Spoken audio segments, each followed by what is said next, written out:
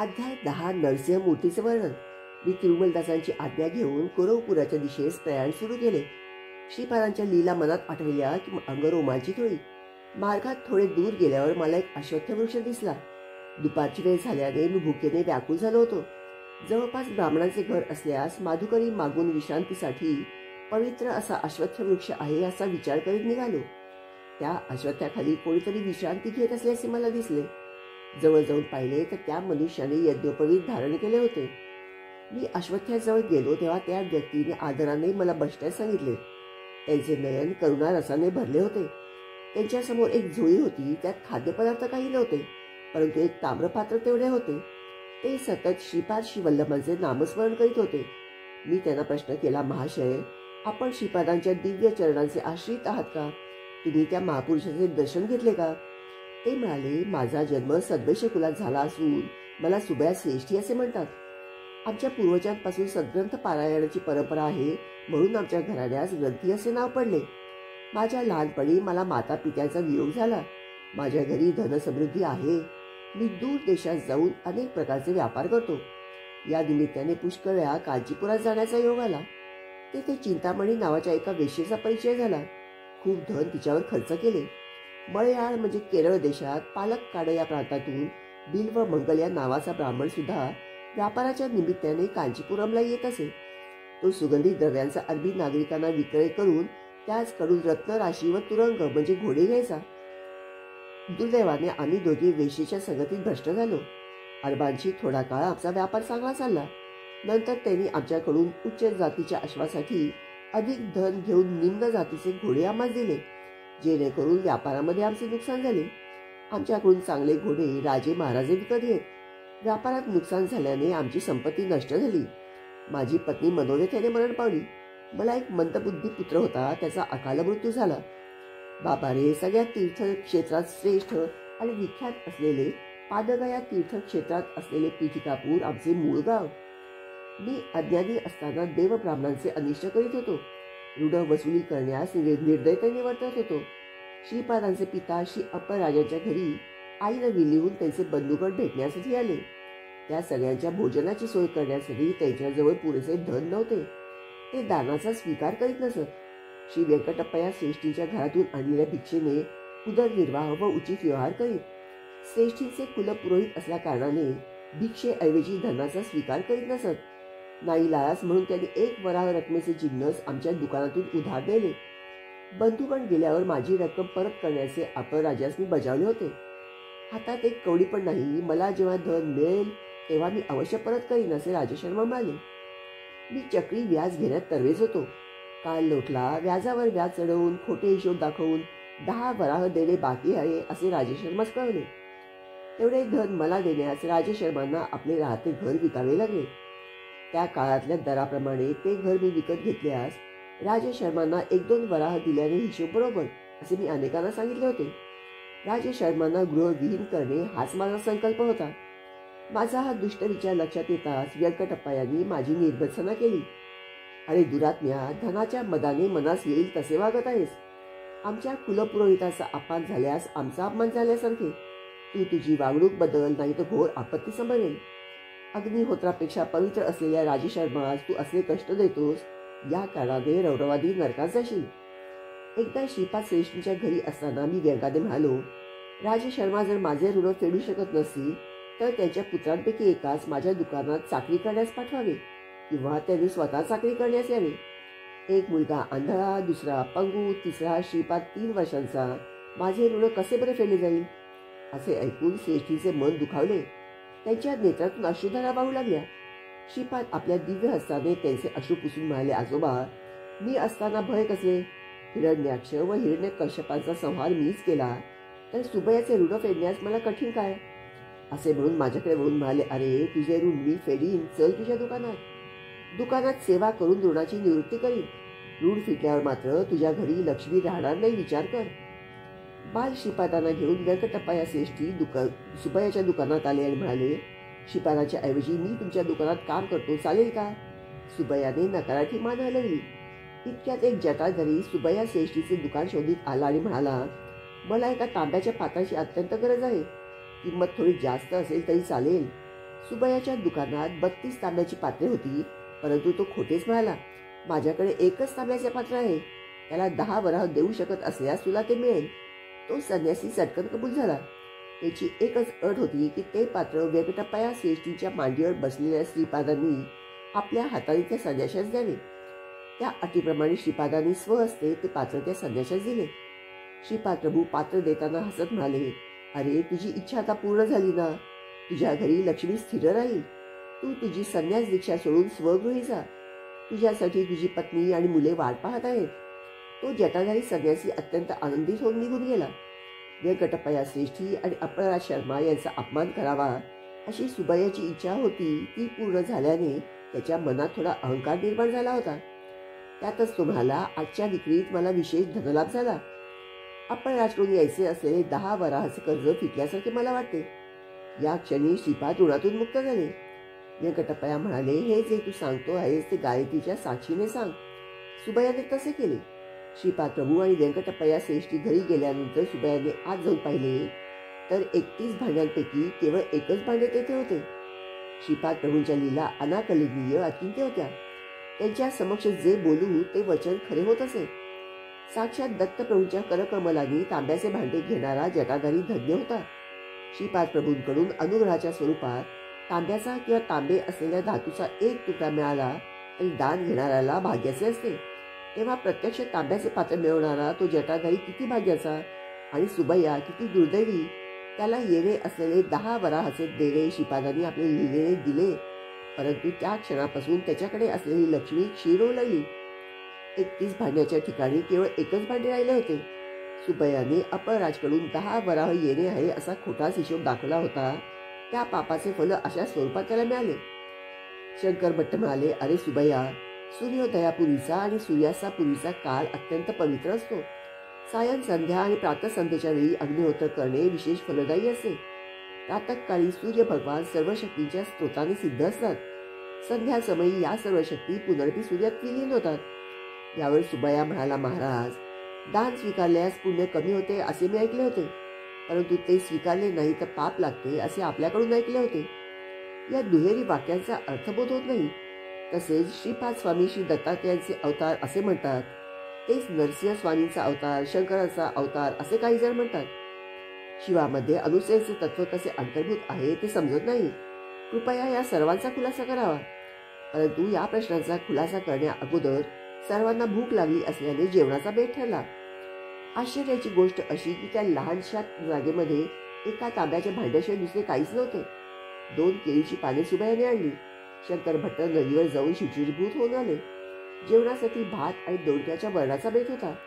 केळीची पाने जेवणासाठी घेतली व पळसाच्या पानांचे द्रोण तयार केले. त्या जटाधारी संन्याशाने डोळे मिटून क्षणभर ध्यान केले आणि जवळच्या तांब्याच्या पात्रातून द्रोणात पाणी टाकले. नंतर त्याच भांड्यातून दोडक्याचे चवदार वरण वाढले व नंतर भात वाढला. ते अमृतासमान जेवण करून आम्ही तृप्त झालो.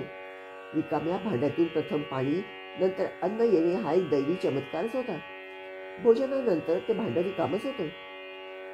शनिवार प्रदोष समयी केलेल्या शिवार्चनाचे फलित. श्रीपाद स्वामी सकल देवता स्वरूप आहेत. शनिदेव कर्मकारक आहेत. ग्रहामधील छायाग्रह राहू केतू मधील राहू शनीमुळे फळ देतो, केतू मंगळामुळे फळ देतो. कर्मकारक असणारा शनी कर्म साक्षी असणाऱ्या सूर्याचा पुत्र असल्याने शनिवारची सायंकाळ शक्तिमान असते. चतुर्थी आणि त्रयोदशी राहूच बलवान असतात. शनी त्रयोदशीच्या महापर्व काळात सायंकाळी शिव आराधन केल्यास मानवाच्या पूर्वजन्मात केलेल्या पापाचे फल नष्ट होते. श्रीपाद शिवल्लभांचा अवतार मंगळ ग्रहाच्या चित्रा नक्षत्रावर झाला असल्याने त्या नक्षत्रावर श्रीपाद प्रभूंची पूजा केली असता सर्व ग्रह दोषांचे शमन होते. युद्ध, आपदा, शस्त्रास्त्रांनी येणारा अकाल मृत्यू, ऋणग्रस्ततेतून उद्भवणारी संकटे याचे कारण मंगळ ग्रह असतो. चित्रा नक्षत्रावर किंवा मंगळवारी श्रीपाद स्वामी अरुण वर्णाप्रमाणे प्रकाशमान होतात. कर्ज म्हणजे पाप, अरुण म्हणजे पाप नसणारा पापरहित. त्या दिवशी श्रीपाद प्रभू साक्षात अरुणाचलेश्वराचे रूप असतात. व्यंकटप्पया श्रेष्ठी, नरसिंह वर्मा आणि बापनार्युलू शनी प्रदोषाच्या दिवशी शिवाराधने सहभागी होत. त्या दिवशी अपराज शर्मा यांनी सुद्धा मोठ्या श्रद्धाभावाने आराधनेत भाग घेतला होता. अखंड लक्ष्मी सौ सुमती महाराणी शिव स्वरूपातील अनुसया महातत्वाचे ध्यान करीत असे. त्या महातपाचे फलस्वरूप म्हणूनच श्रीपाद स्वामींचा अवतार झाला. या कारणाने व्यंकटप्पया श्रेष्ठी, नरसिंह वर्मा अथवा बापनारीकडून धन स्वीकारले ते दान होत नाही, परंतु त्यांच्याकडून धन न स्वीकारल्यास महापाप आहे असे श्रीपाद स्वामी आपल्या पित्यास न बोलता सांगू इच्छित होते. श्रीपाद प्रभू सकल देवतांचे स्वरूप आहेत. सर्व देवतांच्या अतीत असणारे हे महान तत्व आहे. त्यांचे दर्शन, स्पर्श आणि संभाषण ज्या भाग्यवंतांना लाभले ते धन्य होत. श्रीपाद वल्लभाच्या असाधारण लीलेने त्यांनी आपल्या पित्यास ऋणमुक्त केल्याची वार्ता पिठिकापुरम गावात दावानलासारखी पसरली. 3 वर्षाच्या श्रीपादांनी अपराजूंना ऋणमुक्त केल्याने त्यांच्या नेत्रातून पुत्र स्नेहाने अश्रुधारा वाहू लागल्या.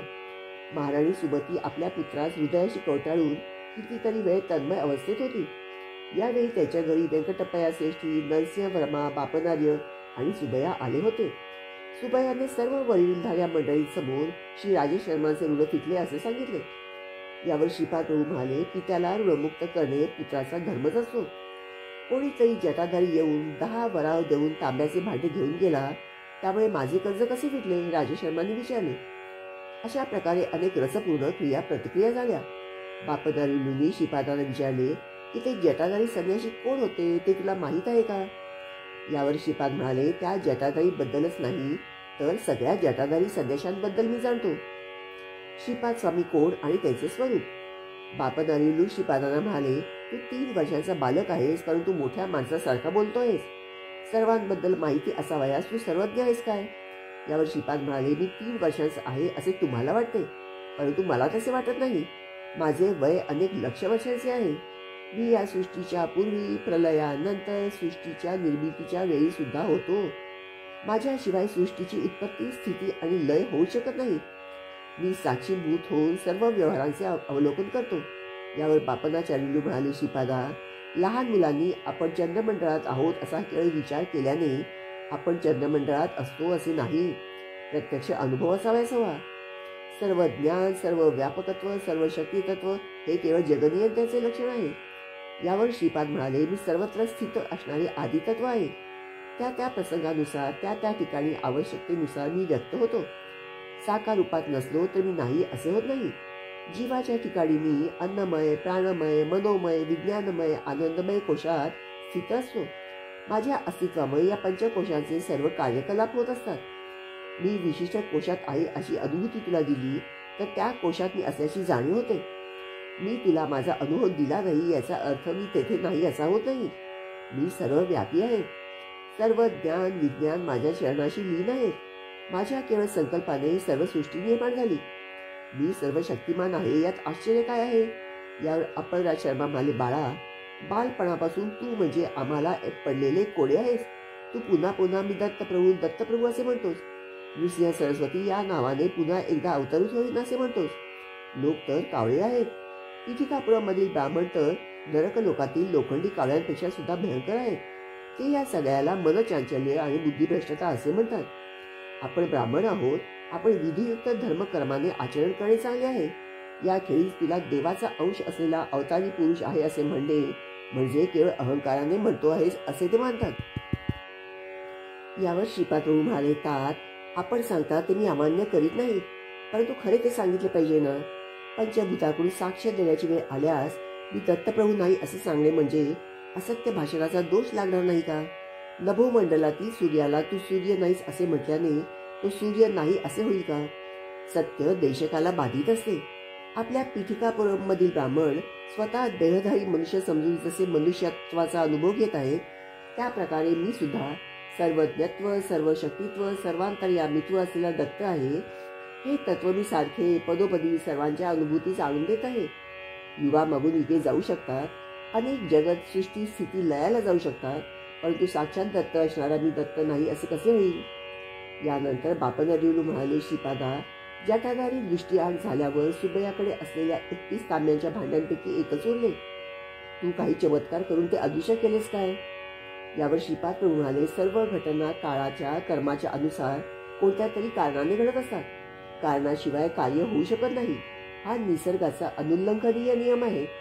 हे सुबया पूर्वजन्मी जंगल प्रदेशातील दत्त पुजारी होते, परंतु जंगलामध्ये दत्त दर्शन क्वचितच घेत असत. त्यांच्यात स्त्री वासना अत्यंत प्रबळ होती. भक्ती लोलूप असणारा हा पुजारी प्राचीन काळातील पूर्व परंपरेतील पूजेतील मोठी तांब्याची दत्तमूर्ती विकण्याच्या विचारात होता. त्याप्रमाणे एके दिवशी त्याने ती मूर्ती विकली व आलेले धन वाममार्गाने खर्च केले. लोकांमध्ये मात्र श्री दत्ताची मूर्ती चोरीस गेल्याचे वर्तमान पसरवले. जटाधारी बनून आलेला संन्याशी पूर्वीच्या जन्मात लौकिक व्यवहारात अडकलेला सोनार होता. त्याने धनाच्या आशेने त्या दत्तमूर्तीस वितरवले होते. या जन्मी तो जन्म दरिद्री होऊन जन्माला आला. दत्तमूर्तीची पूजा अनेक वर्षे केल्याच्या पुण्याईने त्या पुजाऱ्या श्रीमंत अशा श्रेष्ठी कुलात जन्म मिळाला. या दोघांनी ती मूर्ती विरघळवून त्याचे 32 तांब्याचे भांडे बनवून विक्रय केला होता. त्या सोनाराच्या घरी नरसिंह देवाची आराधना करत असत. नरसिंह देवाच्या मूर्तीसमोर ही तांब्याची भांडी घडवली होती. दैवाच्या संकल्पाने नृसिंहाच्या 32 अवताराच्या अंशांनी त्या तांब्याच्या भांड्यात प्रवेश केला होता. या जन्मात पूर्वजन्माचे ज्ञान होऊन त्या सोनाराने माझी अनन्य भक्तिभावाने सेवा केली. त्याचे दारिद्र्य दूर करण्यासाठी त्याने मनापासून माझी प्रार्थना केली. मी प्रसन्न होऊन दर्शन दिले आणि पीठिकापुरमला येऊन माझ्या हातून तांब्याच्या भांड्याचा स्वीकार करण्यास सांगितले होते. तसेच 10 वराह श्रेष्ठींना देऊन मला बंधविमुक्त कर असे सांगितले होते. तो तसे करून धन्य झाला. त्याची आर्थिक समस्या दूर होण्याचा त्याला मी आशीर्वाद दिला होता. त्याच्या देणेदाराचा त्रास चुकवण्यासाठी त्याने जटाधारी संन्याशाचा वेश घेतला होता. मला जटाधारी बद्दल सर्वच माहिती आहे ना. हा सुबैया श्रेष्ठी आमच्या कुटुंबाकडून खोटेपणाने 10 वराह वसूल करून घेणार होता. त्याला 10 वराह मिळतील अशी व्यवस्था मी केली, परंतु याच्या बदल्यात त्याचे सर्व पुण्यफल नष्ट झाले. हे सुबैया, चिंतामणी बरोबर तू केलेले तुझे सर्व शृंगार चाळे मला माहीत आहेत. तुझी कथा माझ्या कथामृतात हास्यास्पद होईल. तू झोळी विकून लहान मुलांना लागणारे खाण्याचे पदार्थ विकून आपला उदरनिर्वाह चालवशील. तुझ्याकडून घेतलेल्या पैशांनी माझ्या मातापित्याने त्याच्या नातेवाईकांच्या भोजनाची व्यवस्था केली होती. तुझ्यापेक्षा जास्त मला वाढण्याचा हिशोब समजतो. जेवणातील वरण भात व दोडक्याच्या भाजी करण्यातच तुझे पैसे संपून गेले होते. बाकीच्या खर्चासाठी माझ्या वडिलांच्या कष्टाचे पैसे खर्च झाले होते. तुला अन्नान्न दशा आली म्हणजे तुझ्याकडे असलेल्या तांब्याच्या पात्रातून तुला पाणी, वरण भात व दोडकेच प्राप्त होतील. ते तू खाऊन इतरांना खाऊ घालण्या इतपतच मिळतील, असे श्रीपाद प्रभू तीव्रतेने म्हणाले. श्रीपाद प्रभूचे मुखमंडल दिव्य, प्रखर, तेजस्वी, तर डोळे अग्नीच्या गोळ्यांप्रमाणे लाल दिसत होते. ते पुढे म्हणाले, ए सुबैया श्रेष्ठी, आज रात्री तुझ्या घराच्या दक्षिण दरवाजाजवळ एक म्हैस येईल. तुझा अंतकाळ जवळ आल्याचे तुला कळावे यासाठी यमधर्मराजाने पाठवलेला तो निरोप आहे. मी तुझ्यावर एक अनुग्रह करीत आहे. तू स्वतःच्या हाताने स्वयंपाक करून दोडक्याचे वरण आणि भात त्या म्हशीला खाऊ घाल. त्या म्हशीची एकच इच्छा तू पूर्ण कर. ते अन्न खाल्ल्यावर तुझ्या ऐवजी ती म्हैस मरून जाईल. परंतु त्या क्षणापासून तू खूप गरीब होत जाशील. तू झोळी घेऊन मी सांगितलेले काम कर. त्यानंतर तुझी अन्नान्न दशा झाल्यावर मी अनुग्रह केलेल्या तांब्याच्या भांड्याचा तुला उपयोग होईल, असे कडक शब्दात श्रीपाद प्रभू म्हणाले. त्यावेळी व्यंकटप्पया श्रेष्ठी रागात असलेल्या श्रीपादांना पाहून भयभीत झाले. त्यांनी श्रीपादांना असे रागात आलेले कधी पाहिले नव्हते. तेव्हा श्रीपाद म्हणाले, आजोबा, घाबरलात का? मी नरसिंह मूर्तीच आहे. तुम्हाला वर देऊन तुमच्यावर कृपा करीत आहे. वाणी कुळातील लोकांना शाप देईन असे आपणास वाटले काय? माझी बहीण वासवीने तिच्या कुलातील लोकांना त्यांच्या सौंदर्यात थोडी त्रुटी असण्याचा शाप दिला होता. मी श्रीपाद त्याच तत्वाचा. सर्व वाणी निर्धन होतील असा शाप देईन अशी आपणास भीती वाटली काय? घाबरू नका. दैवाला जातकू असे काही नसते. तसेच भक्तांना सुद्धा जातीकुळ नसते. आर्य वैशांचा आणि माझा अनुबंध फार जुना आहे. बापनार्य पूर्वीचे लाभाद महर्षीच ना. वाड्यांमध्ये लाभाद महर्षी गोत्र नष्ट झाले आहे. बापनार्याच्या सर्व वंशजांना अगदी कलियुगाच्या अंतापर्यंतच्या माझे आशीर्वाद आहेत. त्यांच्यावर माझा वरदहस्त सतत राहील. तुम्हाला दिलेली झोळी वेगळीच आहे. त्यात दत्तमिठाई भरून आहे. किती दिली तरी रिकामी होत नाही, परंतु ती कोणाला डोळ्यांनी दिसणारी नाही. नृसिंहाच्या 32 अवतारातली सर्व लक्षणे माझ्या ठाई विराजमान आहेत. बापनार्याची 33वी पिढी चालू असताना माझ्या जन्मस्थळी महासंस्थानाचे निर्माण होऊन त्यात माझ्या पादुकांची स्थापना होईल. तुमच्या वंशातील कोणत्याही पुरुषाने श्रीपाद वल्लभांच्या दिव्य भव्य रूपाची नवविधा भक्तीच्या कोणत्याही मार्गाने आराधना केल्यास श्री दत्तात्रयांचे श्वान अदृश्य रूपात त्याचा सांभाळ करतील. वेद, पुराण, उपनिषदे सर्व श्वान रूपात अदृश्य असून सदैव रक्षण करतील. इतक्यात व्यंकटप्पया श्रेष्ठींनी श्रीपाद प्रभूंना प्रेमाने जवळ घेतले. त्यांच्या डोळ्यातून आनंदाश्रू वाहू लागले. बापनार्याच्या तोंडातून शब्द फुटत नव्हते. सुमती माता, हे सर्व स्वप्न आहे का वैष्णवी माया? अशा संदेहात पडली. आपल्या शर्मांचे मन स्तंभित झाले. श्रीपादांचे दोन्ही मोठे भाऊ त्याच्याकडे भीत बघत होते. हा आमचा धाकटा भाऊ की दत्तप्रभू, ही काय भानगड आहे असा विचार ते करू लागले. नरसिंह वर्माने श्रीपादाला आपल्या मांडीवर घेतले. श्रीपाद वर्मांना म्हणाले, आजोबा, आपण दोघे उद्या घोडागाडीतून आपली जमीन पाहण्यात जाऊया. तेथील भूमाता मला कित्येक दिवसापासून तुझ्या पादस्पर्शाने मला पावन केव्हा करणार अशी आर्ततेने प्रार्थना करते आहे. आर्तत्राण प्रायण हे माझे वचन आहे. तेव्हा वर्मा म्हणाले, अरे श्रीपादा, माझे एक छोटे सांगणे आहे. आपल्या पीठकापुरम जवळ आमची जमीन आहे ना, तेथेच एक छोटे गाव असून तेथील लोकांकडून शेती करून घ्यावी. गावकऱ्यांना कमी पैशात शेती कसायला देऊन जमीनदारीचा व्यवहार पाहण्यासाठी तुझ्या वडिलांना कुलकर्णी पद द्यावे असा माझा विचार आहे. परंतु सध्या हे कुलकर्णी पद आपल्याकडे नाही ना.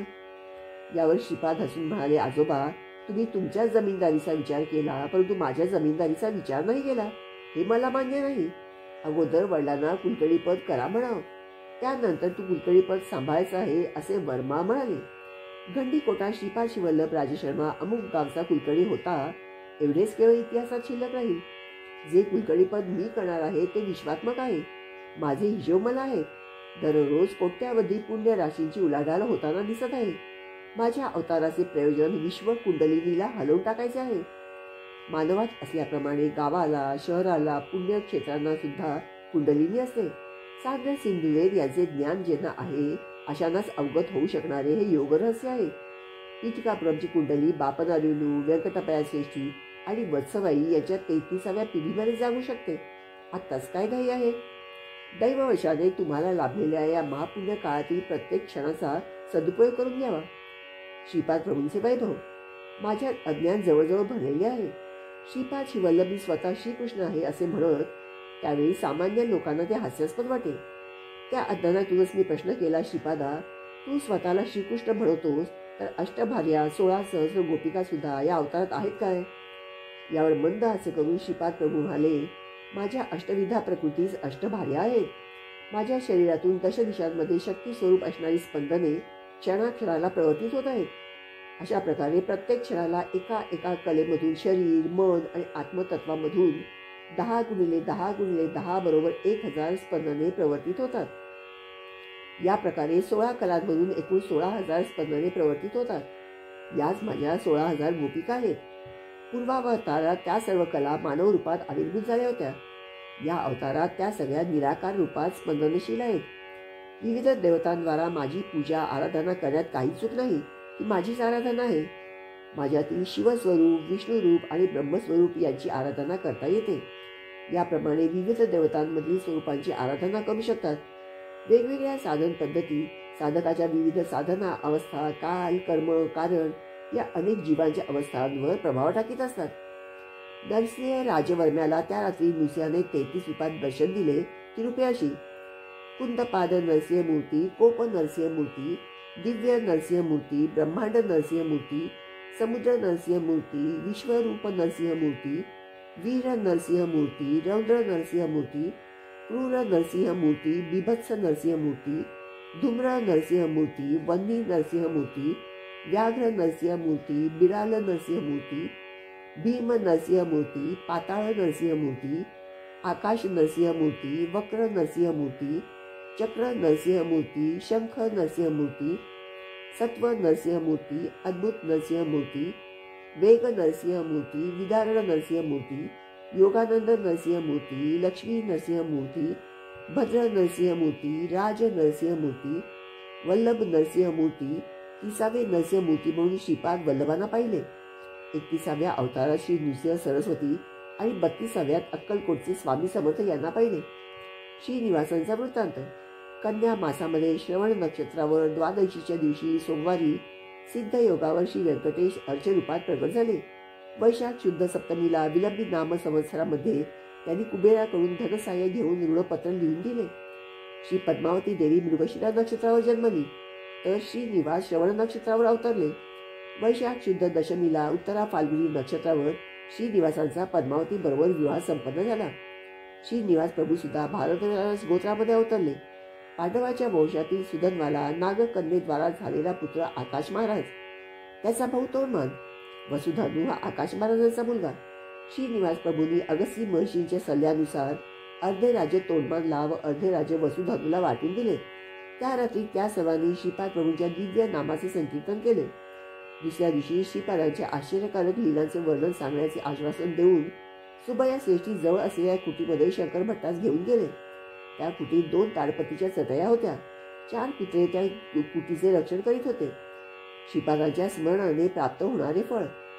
श्रीपाद प्रभूंच्या हृदयंगम लीलांच्या केवळ स्मरण मात्राने अनेक जन्मातील साठलेल्या पापांच्या राशी भस्म होऊन जातात. श्रीपाद शिवल्लभांचा जय जयकार असो. फलश्रुती दौर्भाग्य नाश.